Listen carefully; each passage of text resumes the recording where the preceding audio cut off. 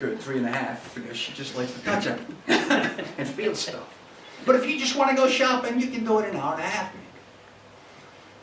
But if you don't have a car, it can take you the better part of a day. And it's one of the most inconvenient things in the world to have to do. And that is kind of a systemic problem because transportation has something to do with that. The exploitation of people in poverty, payday lending, if you read the papers, payday lending is huge. It's usury, right? Sex trade, racism, all these kind of things fall into that. But where do people in poverty live? Where do they live? Well, let's see where we live. Where do we live? Yeah, we live in places that have, we might live near a golf course, a bank, Starbucks. Heard a story once where a lady, I go to Starbucks, and a lady behind me is saying, she says, when Starbucks comes in, the value of homes around Starbucks go up. And I turned around and said to her, no, Starbucks came here because the value of homes in the area are up. Because people have disposable income. So you'll see banks, professional buildings. Just think about where you live, the kinds of things that are around you. People in poverty, this is what surrounds them. Places for payday lending, those little check cashing stores, they're there. Your corner markets, you gotta love those places, right? You could buy a loaf of bread for $1.90. It's at Stop and Shop, and that same loaf of bread's going to cost you $3.50 at the local store. There's car washes. There's used car lots. There are liquor stores. Now, why is there liquor stores? Entertainment. People don't go out. They drink. They drink. So, where people live, they're exploited in that fashion also. And then they get jobs at those places that don't pay anything. See? In political and economic structures, you talk about immigration, educational funding, globalization, all that type of stuff, that's systemic, right? But all things that happen on a macro level fall down and affect every one of us in some way or another. And it affects those in poverty the most.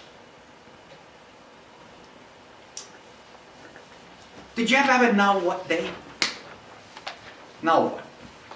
You're laying in bed in the morning, relaxed, just a little dopey before you get up, and you're just lying there, and all of a sudden, I feel like I should get up.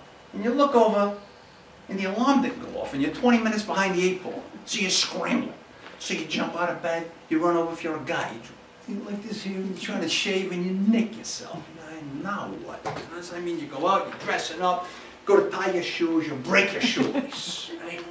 You go downstairs, you're behind the 8 ball time-wise, so you say, I can't have a decent breakfast, let me have some Cheerios. So you grab a bowl of Cheerios, you take the milk, you go like this, and it comes out in lumps. See, right? No. And you've all had days like that, okay? It's a now what day. Because you go, now what? The phone rings, now what? You expect the worst to happen because it's gonna. You just know it.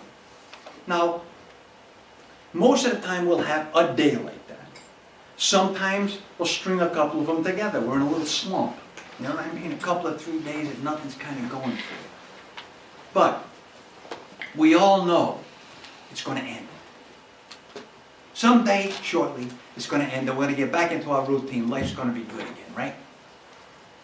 Suppose you lived in a now what life. Not a now what day, now what life. See? That's what they call the tyranny of the moment. Why is that?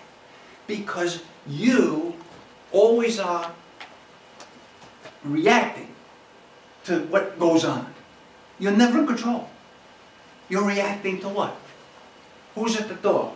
Oh man, who is that? Is it the landlord that wants the rent? Is it the oil man because he just dropped some oil in there and we can't pay him? Is it the cops telling me that my kid's in trouble? No. See, it's the tyranny of the moment.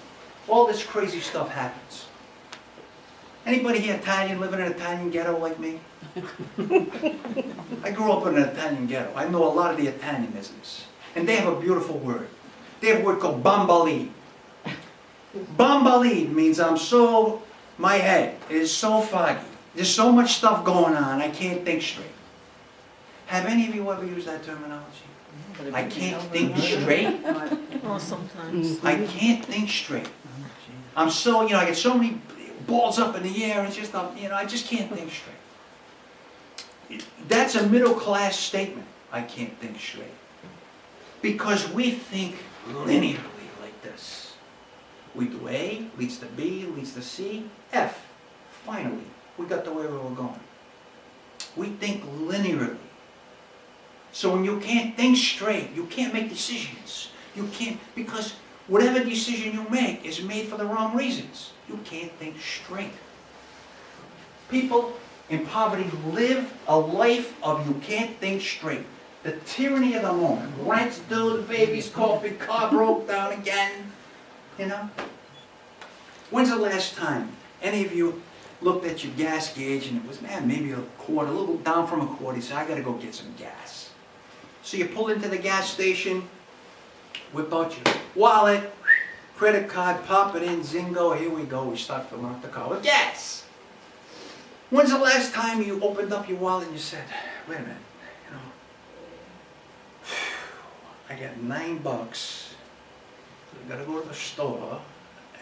We don't have a lot to eat. Maybe I can put $2 of gas in the car. That's not how we think. We don't have that problem.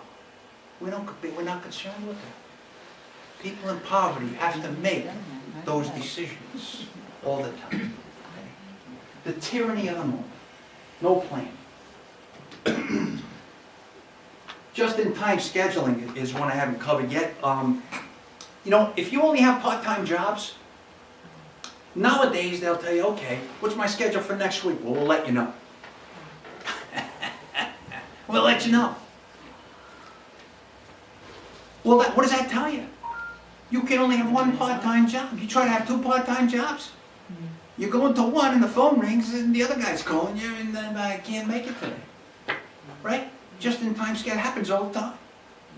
People don't know from one minute to the next when they're due to go to work the next time. It's a problem. Low-wage jobs, we all know minimum wage has nothing to do with the cost of living. These are a lot of what we're going to call, it's been called within the bridges of poverty, the hidden rules. And so, the hidden rules are this. Generational poverty has certain rules, and we have certain rules. So when it comes to destiny, in generational poverty, fate. Everything is fated. Why? If you don't have any choices, if you're at the mercy of now what next, then fate is all you have. You only have today, and you only have fate. Us, we believe in choice. We have choices. We're educated, feel good. We can get different jobs. We can do things. We have choices. Right? Driving force, we talked about that. Oz, over here, work and achievement, survival. Survival. And therefore relationships. We can learn something from people in poverty with regard to time. Time, they live only in the present. Why is that? The next minute is not guaranteed. It's not guaranteed. And if it were guaranteed, I don't know if I'd want to be there. Because I live a now what life? Tyranny of the moment.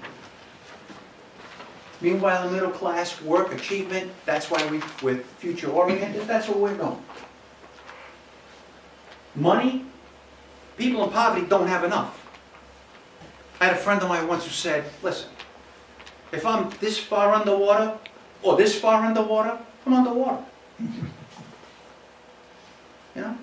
And that's a mentality. Because, truthfully, it doesn't matter, really. You know, when you're there, it doesn't matter. So money is to be used. If you don't use it when you have it, somebody's going to ask you for it. One of your friends is going to come over and their need at that moment is going to be more dire than your need.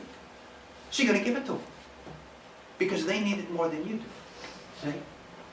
With us, money is to be managed. Right? We need to spend X number of dollars. We need to put so much money away. Why? So we can retire. We're future oriented. There's one up here that's not here. That sounds like a French person I know on the side.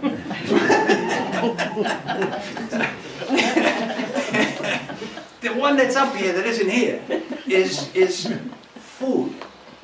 Food. And that's my favorite one. I didn't make the slides. Food. Working class, us. The question when somebody says food, we think, is it any good? You have people over the house, right? And the question is it any good? You know, it's good. Yeah, it's good.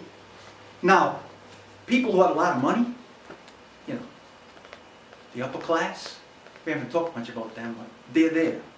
The upper class, they're worried about presentation, right? Big plate, little thing in the middle like this here. All kinds of stuff on top of it. Little decorations. Should you eat those or not? Who knows? I don't know. I'm not there. But presentation. Why? They're not worried about getting food. They know it's going to be terrific tasting.